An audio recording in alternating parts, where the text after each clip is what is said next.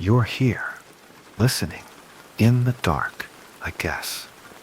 I'm not sure if I should tell you these stories, but since you're already here, tell me, where are you right now? And what time is it there? Leave it in the comments. I hope you're not alone, because, after this, you might wish you were. The sound came first. Not sudden, not sharp, just a quiet, wet scrape, like something heavy dragging itself across old wood. Muffled but deliberate, it pulsed from behind the walls of an apartment already too filled with creaks and murmurs. The building, older than maps remembered, sat wedged between the city's forgotten zones, where streetlights flickered without cause, and ivy crept through the brickwork like veins through old flesh. The apartment had been occupied for 6 months by a single tenant, solitary, quiet, unremarkable, yet the space had begun to remember, and now it called back. The hallway, long and narrow, had always stretched from the bedroom to the bathroom with no deviations, but that night, something had changed. Where smooth wall once existed, a door had appeared, nestled between both rooms in a space too narrow for even breath. It looked wrong, not just out of place, but wrong.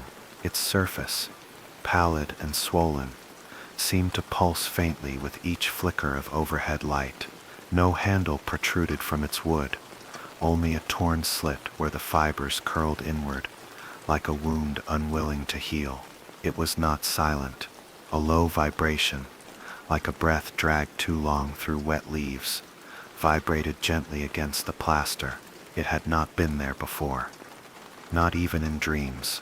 The tenant reached out, touched it. It exhaled. A warm gust, sour with the scent of mold, and something fouler, sickness fermented, grief clotted, pushed from the slit in the door, and clung to the hand that touched it. For a moment, the hallway felt deeper, as if the distance between where one stood and where one had stood before had been stretched. Then the door opened. No motion preceded it, no creak, no swing, just an absence, sudden and perfect. A void shaped like a doorway, pressed into being. Darkness waited inside, not black but devouring, an absence so complete that light itself recoiled. A phone flashlight, aimed into the space, stopped dead less than an inch beyond the frame. The shadows did not allow passage. They absorbed. Then came the voices. Not from within, from memory. First, the mother's voice, dead 10 years now, speaking softly with the inflection used when soothing childhood fever. Then the tenant's own voice, light, laughing, then weeping, then screaming, echoes of sound that had never left the mind but had not been invited back. The door should have been closed. Instead, feet moved forward. Inside, the air thickened, not stagnant or musty, organic, the sensation of breathing through molasses. It pressed into the lungs like breath stolen from somewhere else. The space did not open into a room. It stretched sideways, downward, inward, distances distorted, angles collapsed into spirals, walls when they could be felt, pulsed like muscle. Something moved behind the walls above. Inside, something watched, but not from a direction, from within. Shapes emerged slowly. They were not ghosts, not beings. They were ideas, unfinished memories draped in flesh. A childhood pet, suspended eyeless from a ceiling hook. A beloved teacher, jaw slack, and whispering lessons never taught. A lover with no face, cradling a photograph where skin should be. A reflection sewn from skin and mannequin porcelain. They moved with the rhythm of things that had once lived, and they spoke, not in words, in knowing. Thoughts were answered before being formed. Guilt was echoed back like a voice shouted into a well of regret. Accidents long buried beneath rationalizations were unearthed with the precision of a surgeon removing lies. They did not accuse. They reminded. the drowned boy left to fate, beneath the dock, the kitten crushed beneath bicycle tires, its tiny body twisted with childish panic, the secret told that bloomed into a lie that killed a sister. Each memory dressed itself in form. Each form stood in judgment. No court was offered, only repetition. The desire to run surfaced, but there were no legs. The instinct to scream sparked, but there was no mouth, only the sensation of being swallowed by something that did not eat flesh, but story, a parasite of identity, and it wanted to finish the feast. There was no beginning to the corridor, no true origin point, only movement forward through layers of self that had been peeled and rearranged. Where walls should have been, textures shifted first like velvet, then skin, then something slicker. Each surface breathed. With every step, the air grew thicker, rich with the coppery scent of memory turned sour. It wasn't time that passed, but understanding, or the erasure of it. Ahead, something took form, not a creature, a shape. It had grown from everything buried, secrets whispered to no one, nightmares dismissed as stress, the corners of photographs turned down to hide unwanted faces. It had the height of authority and the slouch of shame. Its skin moved like cloth soaked in breath. No features marked its face, but recognition bloomed immediately. It wasn't unknown. It was familiar. The tenant tried to retreat, but the hallway rippled like liquid stone. Steps backward led nowhere. Space had become looped, a spiral folding into itself with each breath. Wherever one stood became the center. The shape moved forward, soundless but heard. It carried nothing but presence, a pressure behind the eyes, and when it leaned close, the tenant's own voice whispered from it, not in sound but in vibration along bone. Not who are you, but do you remember what you are? Then came the mirror. It stood on legs made of rot, not crafted but grown, its frame twisted from bone and teeth, fused into the suggestion of furniture. Its surface was smeared, not with dust or fingerprints, but with something behind the glass, as if hands had clawed from within, and in that reflection, a truth was shown, not a vision, a warning, no longer a face, a version of one, skin paler, stretched, eyes sunken and absent of meaning, mouth moving without will, repeating old apologies. Each word mouthed was an echo from a past the tenant had never forgiven. Regret carved grooves where age had not. It was not death being offered. It was unbeing, to exist forever as the sum of failings, to repeat the same guilt until meaning dissolved, to be known only by what had been wrong, a puppet dangling from invisible strings, made of shame and stitched with memory. The mirror whispered not with sound but need, a need to pull this reflection forward, to trade places, to let the past wear the present like a skin. And somewhere deep in the reflection's mouth, another mouth moved, the smaller, with its own smile, not malicious, hungry. Behind the tenant, the doorway was gone. No escape offered, only progression, and with each step the corridor narrowed. The air grew colder, more aware. The shape followed. No footsteps echoed. Its presence was the sound. It inhaled the moments before decisions, the doubt, the hesitation, the internal recoil. Those were its sustenance. As the mirror grew closer, the reflections changed, not into others but into more versions of the self, each one warped by possibility. The liar who had not stopped lying, the friend who had turned betrayal into identity, the killer who had let death bloom and never wept. Every version stared outward, every version smiled. The tenant dropped to the floor, not out of surrender, but collapse. No strength remained in limbs that remembered too much. The hallway did not offer comfort. It pressed inward, encouraging the fold. The fall, then a voice, clearer than the rest, nearer than thought spoke. You belong here. Not in threat, in truth. The walls no longer throbbed, they pulsed in time, with the breath, with the heart, with the shifting rhythm of a soul being rewritten. The hallway had narrowed into a corridor of flesh and memory, pulsing tighter with every silent scream. No light guided the way, yet vision remained too vivid, too intimate. It was not darkness that clouded the air, but awareness, the kind that watched from within, not without. Behind the tenant, the mirror still stood, though it no longer reflected. It now recorded, etching the movements, the fear, the moments of pause and collapse into its inner glass. It shimmered faintly, not with light, but with remembrance. Ahead, the shape no longer kept distance. It hovered just behind the tenant's breath, its nearness distorting perception. Every time it should have been in front, it was beside. Every time it should have disappeared, it was closer. Its form flickered in the corner of the eye, not as something glimpsed, but as something almost recalled.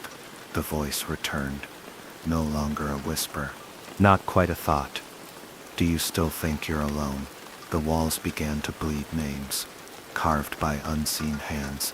They spelled every face the tenant had forgotten, childhood friends lost to time, lovers dismissed with silence. Faces once glimpsed before tragedy struck.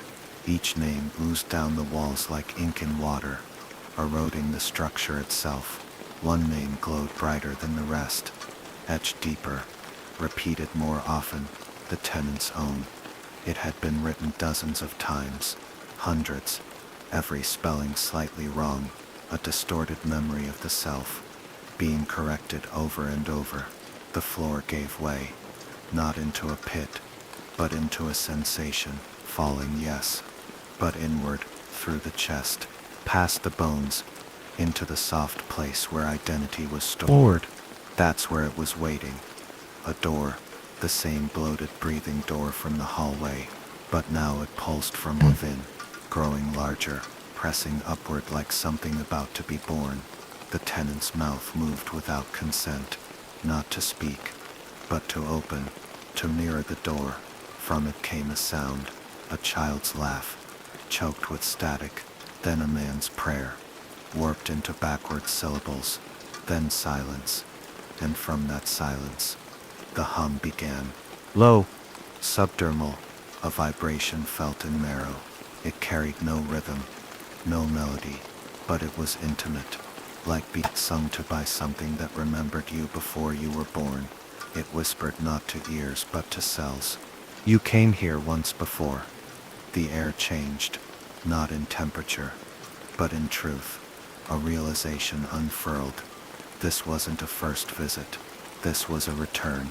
The shape finally stopped circling. It formed fully in front of the tenant, now not as a creature, but as a reflection. The same smile, the same eyes, but where the tenant wore weariness, this version bore hunger. It reached out, not to hurt, but to merge.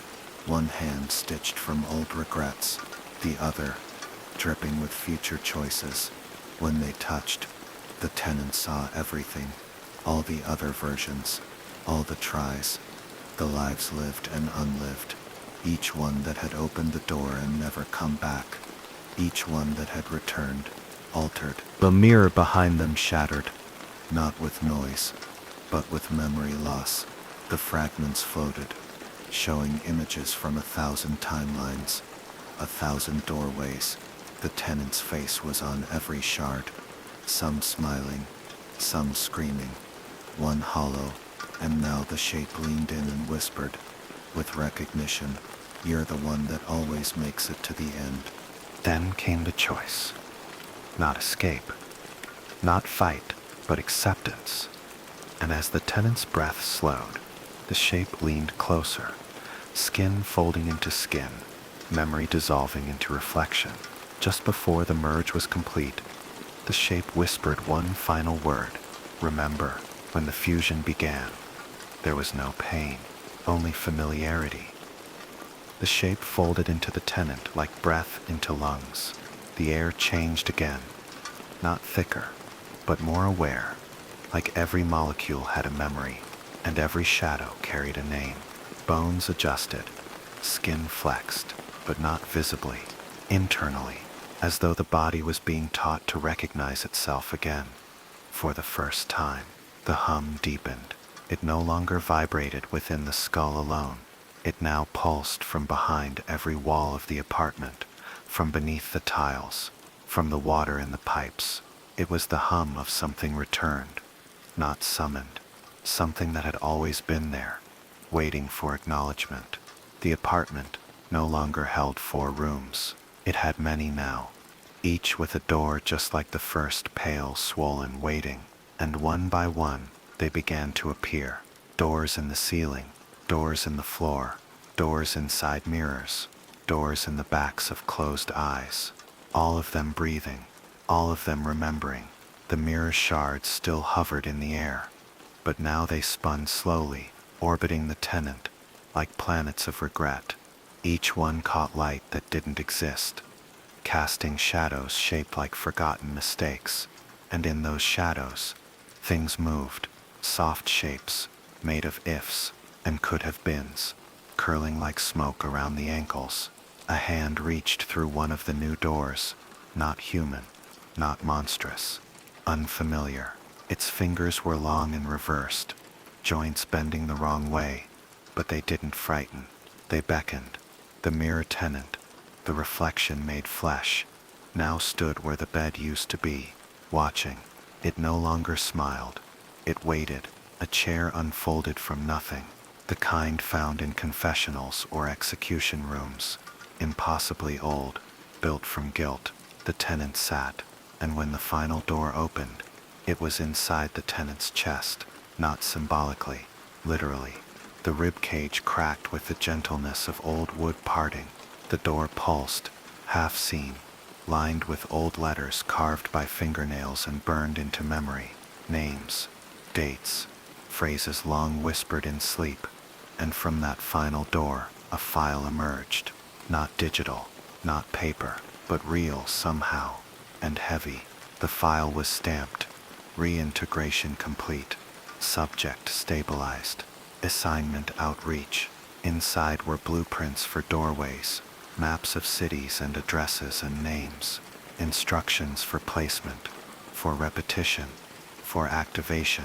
Because the tenant was no longer a tenant, they were now a carrier, an echo, sealed into skin, trained to walk unnoticed, to plant doors in the world, to open memories in others, to feed the space behind the walls. The face in the mirror, the one that had smiled, now nodded in approval. Then it said the last line, one not spoken aloud, but placed directly in the tenant's rewritten mind. Now go, make them remember too. The tenant awoke, back in their bed, the apartment clean, silent, normal, but the door was still there. Only now, it was part of them. Every breath opened it, every blink invited it, every word written, every story shared. It all left it a little wider, and somewhere, someone reading these words might notice their hallway feels different tonight, might notice a door that wasn't there before, might feel the low hum begin, might hear a voice in their own dead grandmother's lullaby, because now it remembers them too.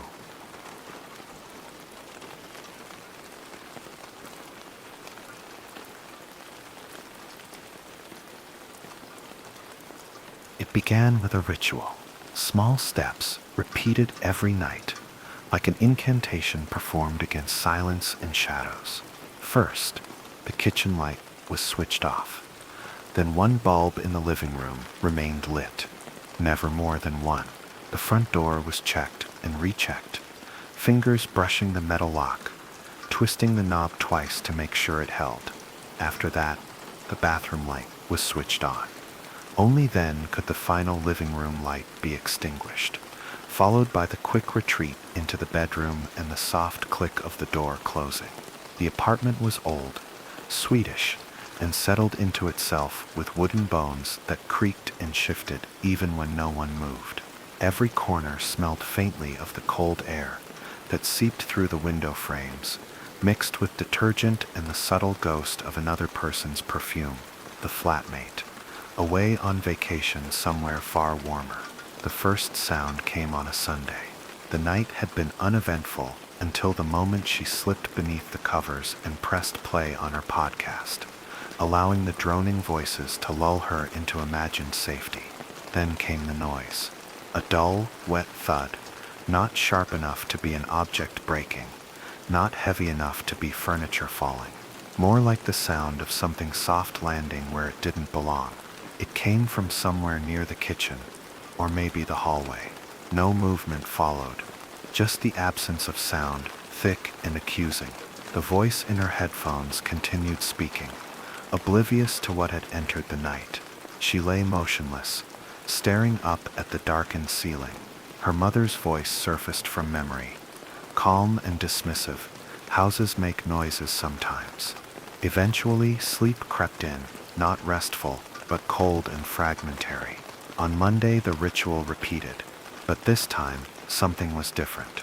The front door lock resisted her grip. When turned, it slid into place too easily. It hadn't been locked. The realization struck like a hand to the chest. She stood in the foyer a moment longer than usual, fingers still resting on the lock, trying to make sense of it. Perhaps she had simply forgotten. She'd been tired earlier, distracted. That had to be it. The rest of the night unfolded in familiar steps, and she fled to the bedroom with the bathroom light casting a safety glow behind her. But the sound returned, not the same as before. Louder, closer. A single impact, followed by a scraping motion that seemed to drag against the floorboards. The kind of sound that suggested intent, not accident. Her limbs froze beneath the covers. Her chest tightened. The voices in her headphones blurred into static, meaningless now. Tears welled, uninvited and hot, carving quiet trails down her cheeks. Her fingers twitched, but she couldn't make herself move. The phone was reached for, but barely used. Messages were sent, words without action. A lifeline thrown into silence, hoping someone might respond and make it feel less real. She fell asleep with the light still on, or maybe didn't sleep at all. It became hard to tell. The next day passed without incident, but tension clung to the walls. The apartment felt stretched, like something inside had taken a breath and held it. The chair in the hallway, the one near the wall between the bathroom and the bedroom, had shifted. It now faced the wall completely, its back exposed as though someone had turned it with slow deliberation to make it observe nothing.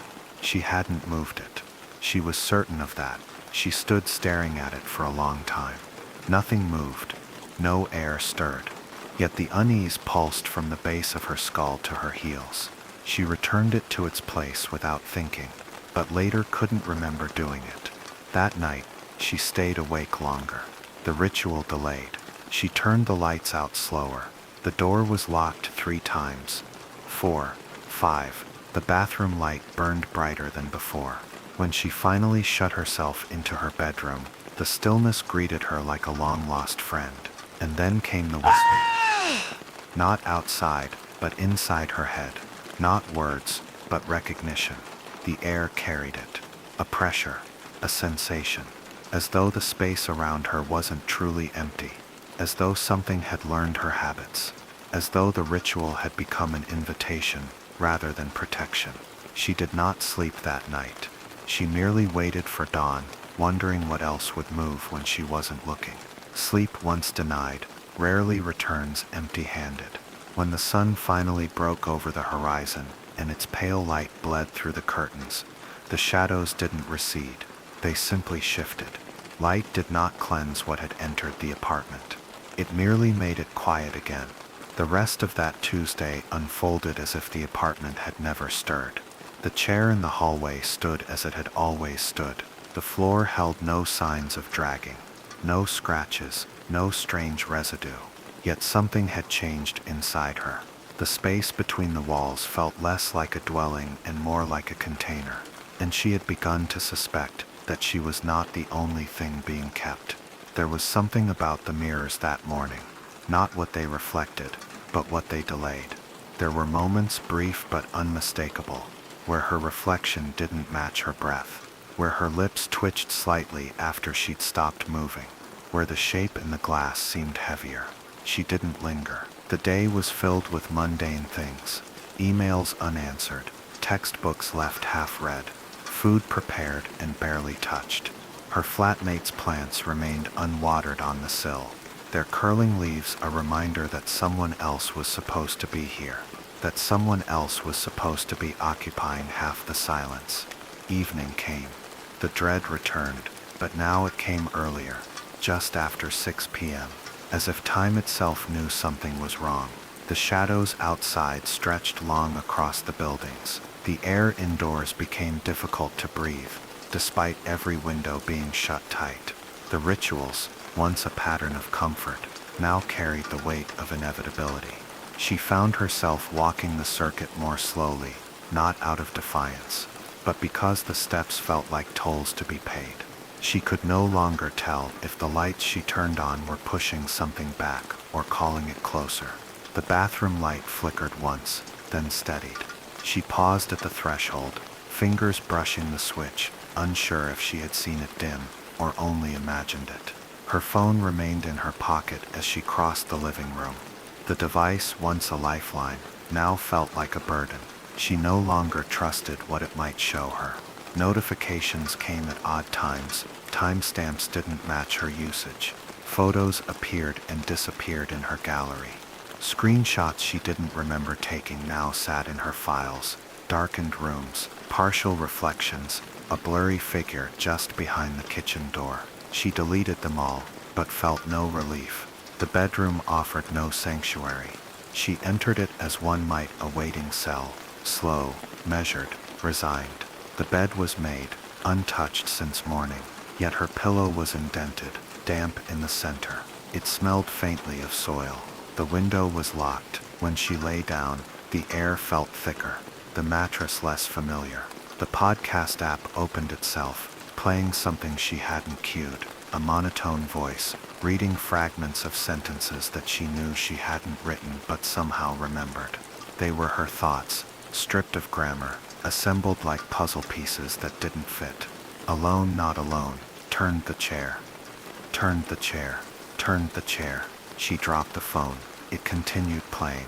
The apartment exhaled. From beyond the bedroom door, a slow creak echoed.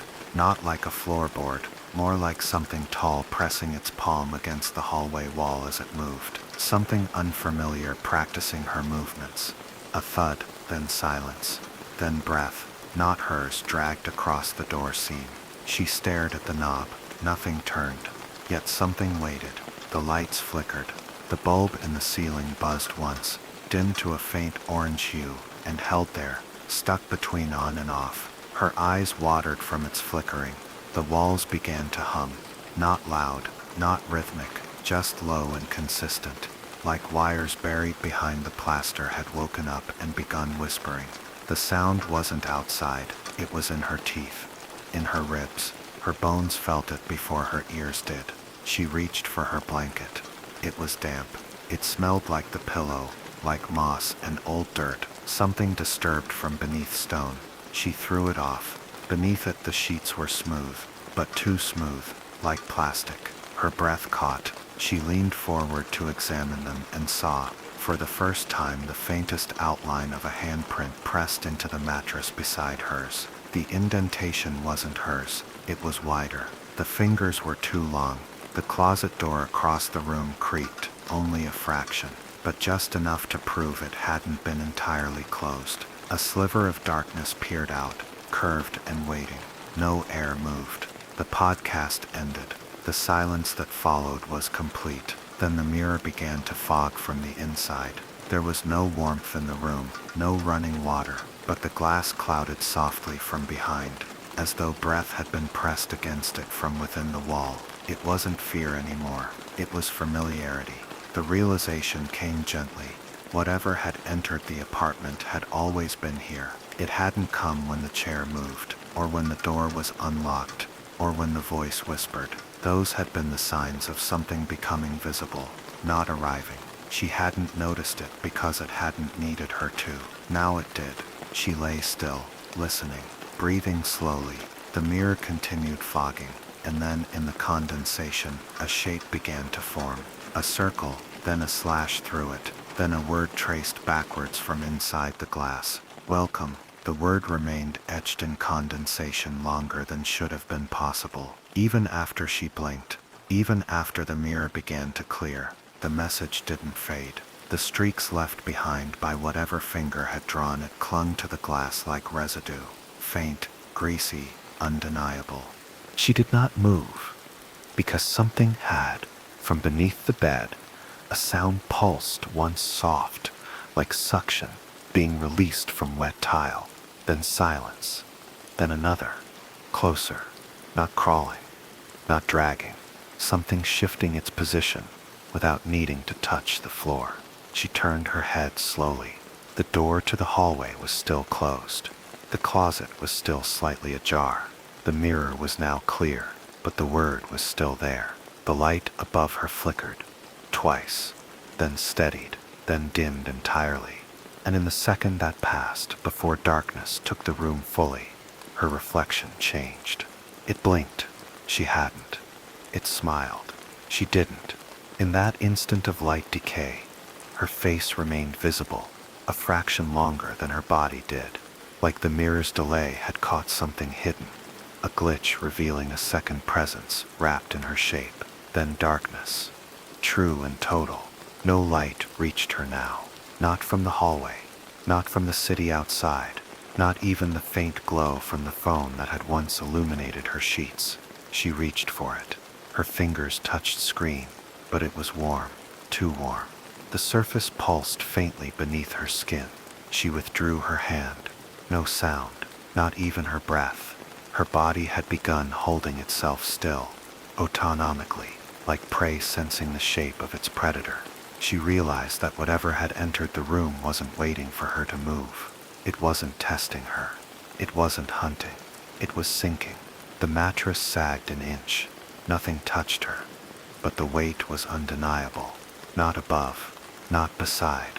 From within, a vibration ran up the bed frame, slow and deep, like something breathing through wood. The walls remained silent, but beneath her, the apartment began to whisper again.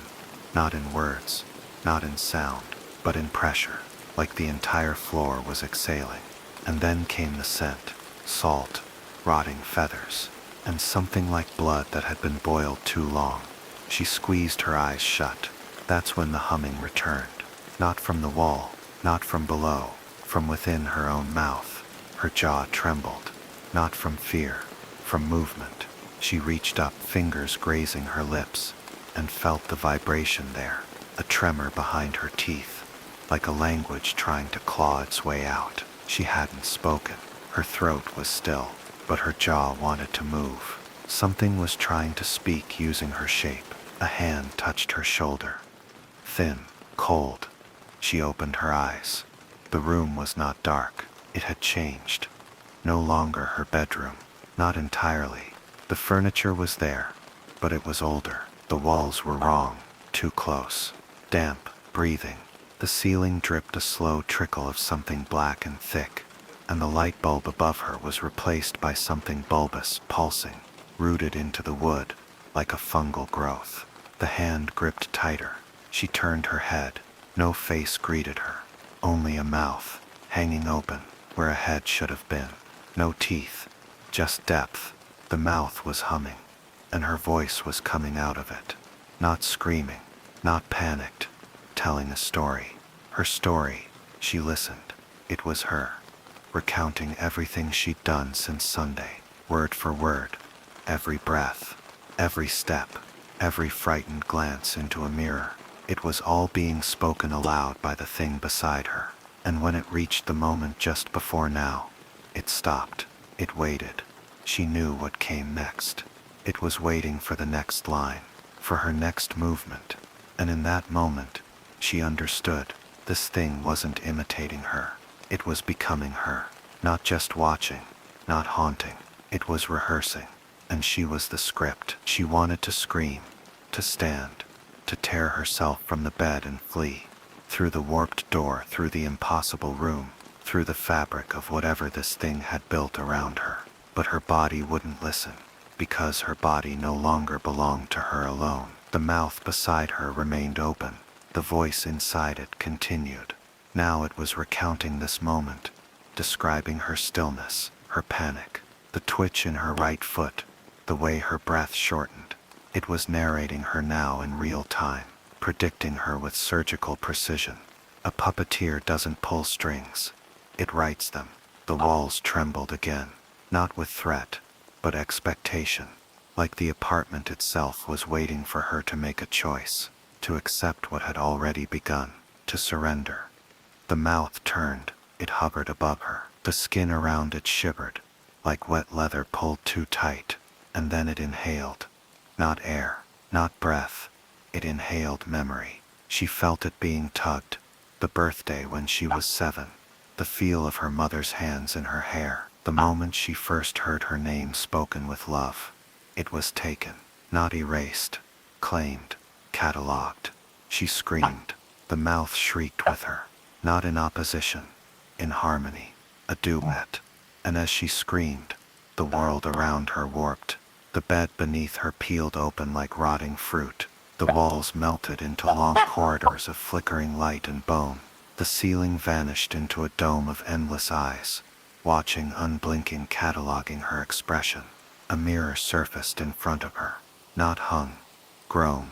From it her own reflection stared back, but it was smiling, tilted slightly wrong, a breath behind hers, and it whispered, though no lips moved, "You were always going to say yes." The room collapsed inward. Her scream was cut short, not silenced, but devoured, folded into the hum that now echoed through 1,000 versions of her apartment, stretching into infinite darkness, and then silence. Somewhere a phone buzzed, a light blinked on, a new note appeared in the mind check file. No fingers had typed it, no app had been opened, but the words appeared just the same. Subject 42B fully integrated, mimic stable, host overwritten, voice active. A few moments later, the door to the apartment opened. The girl stepped out. She smiled at the neighbor passing by. They smiled back. She locked the door behind her, and as she walked down the hall, a faint humming followed her footsteps. The melody was simple, familiar, and it wasn't hers.